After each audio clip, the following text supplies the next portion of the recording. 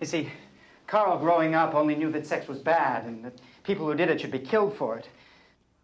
You know he slept in a hole in the ground under a woodshed, right? Well, I knew that he slept in a woodshed of sorts. Yeah, well, his mother told him that was their punishment, hers and his father's from God, for having sexual intercourse. Before they were married? No, I don't think so, just period, I think. And his mother told him that God gave them the ugliest creation he could think of. And Carl had this book, you know, this notebook, and on each page of the book he'd written Franklin, chapter 4, verse number 1. He wrote that a couple of years ago after he learned how to write, and Franklin is his father's name. That's really odd. Ah, they're bringing him down now. I'll go prepare him for you. He's getting out today, and I told him he's going to be seeing a lot of women all the time out there. You have to make something explode to truly understand it. You have to examine the tiny particles while they're still on fire. Carl, I got to take you down to the old classroom. Mr. Woolridge wants to see you. Come on, let's go.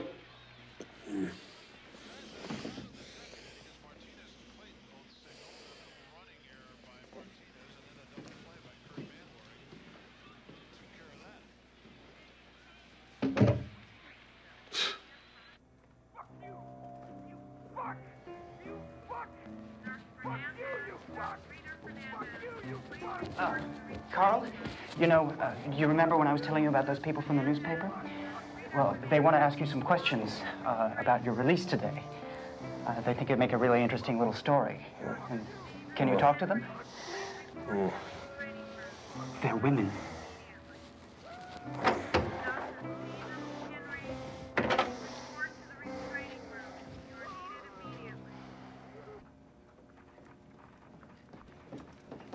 Well, I guess miracles do happen. He'll talk to you. I told him it might help him to see you, for when he's out, I mean. Did he seem upset? No. Now, Carl will only talk to you. In other words, he doesn't want you asking him anything. No pictures, and please don't stare at him. Wait a minute. How am I going to conduct an interview if I can't ask him any questions? I'm sorry, but that's the best we're going to do. Well, let me ask you something. Why are you letting him out? I mean, what if he does it again? It happens every day, you know. You talk to the state and the doctors about that. And besides, Carl's been institutionalized since he was 13. He's never shown any signs. Signs? Homicidal signs. Jesus Christ. Now, will you step outside? Please?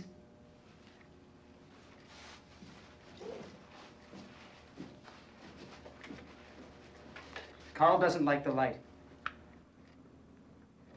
Fluorescent light.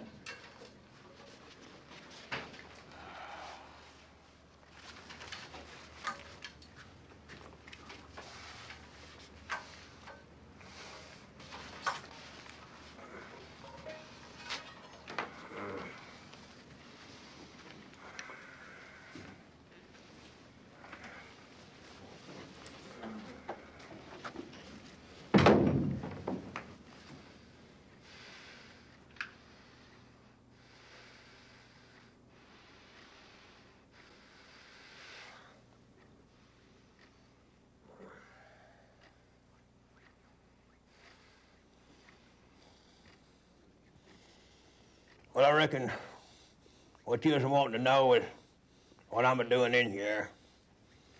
I reckon the reason I'm in here is because I killed somebody. But I reckon what you was wanting to know is how come me to kill somebody, so I reckon I'll start at the front and tell you. I lived out back of my mother and father's house most of my life in a little old shed that my daddy'd built for me. They didn't too much want me up there in the house with the rest of them. So I mostly just sat out there in the shed or looking at the ground. I didn't have no floor, but I had me a little old hole dug out to lay down in. They had me a quilt or two to put down there. My father was a hard-working man most of his life. Not that I can say the same for myself. I mostly just sat out there in the shed and tinkered around with a lawnmower or two. Went to school off and on from time to time. But the children down there, they made quite a bit of sport of me and made fun of me quite a bit. And some of them roughed me up sometimes. So mostly I just sat out there in the shed. My daddy worked down there at the sawmill, down at the planer mill for an old man named Dixon. Old man Dixon was a very cruel feller. Didn't treat his employees very well. Didn't pay them too much of a wage.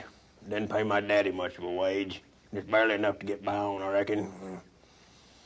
But I reckon he got by all right.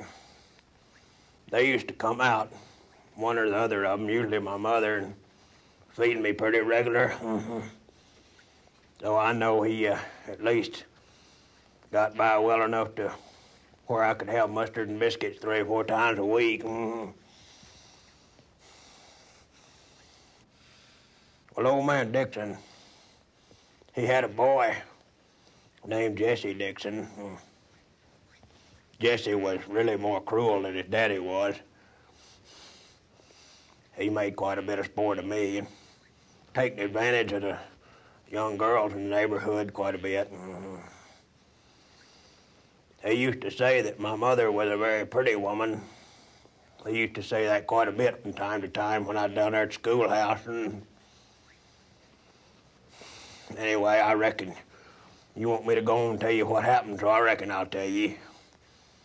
I was sitting out there in the shed one evening, not doing too much of nothing, just kind of staring at the wall, waiting on my mother to come out and give me my Bible lesson. And I heard a commotion up there in the house. So I run up on the screened-in porch there, looked in the kitchen window, and I seen my mother laying there on the floor. That ain't clothes on him. And Jesse Dixon was laying on top of her, having his way with her. Yeah. Well, I just seen red.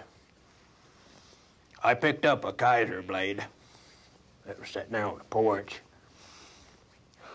Some folks called it a sling blade. I call it a Kaiser blade. It's just a long wood handle, kind of like an axe handle. Long blade on it, shaped kind of like a banana. Sharp on one edge and dull on the other. It's what the highway boys used to cut down the weeds and whatnot. Well, I went in the kitchen there and I hit Jesse Dixon upside the head with it and knocked him off my mother. Well, I don't reckon that quite satisfied me. So I hit him again with it in the neck with a sharp edge and just plumb near cut his head off. Killed him. My mother, she jumped up in there and she started hollering, "What'd you kill Jesse for? What'd you kill Jesse for?" Well, come to find out, I don't reckon my mother minded what Jesse was doing to her. I reckon that made me madder than what Jesse had made me.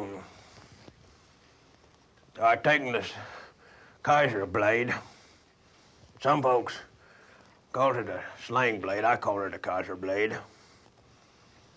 Now, I hit my mother upside the head with it. Killed her.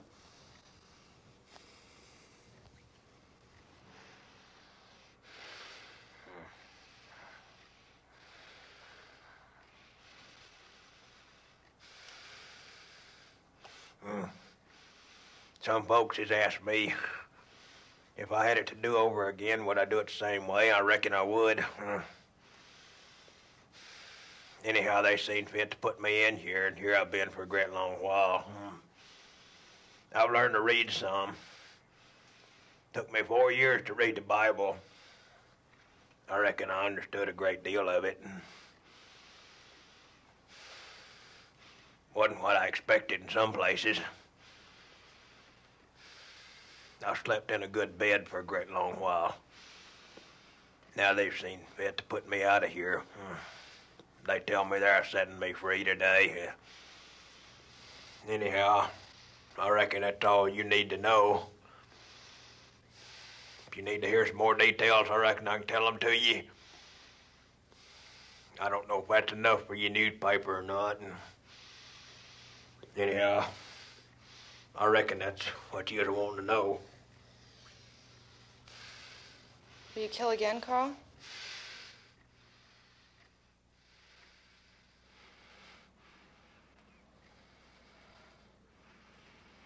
I don't reckon I got no reason to kill nobody.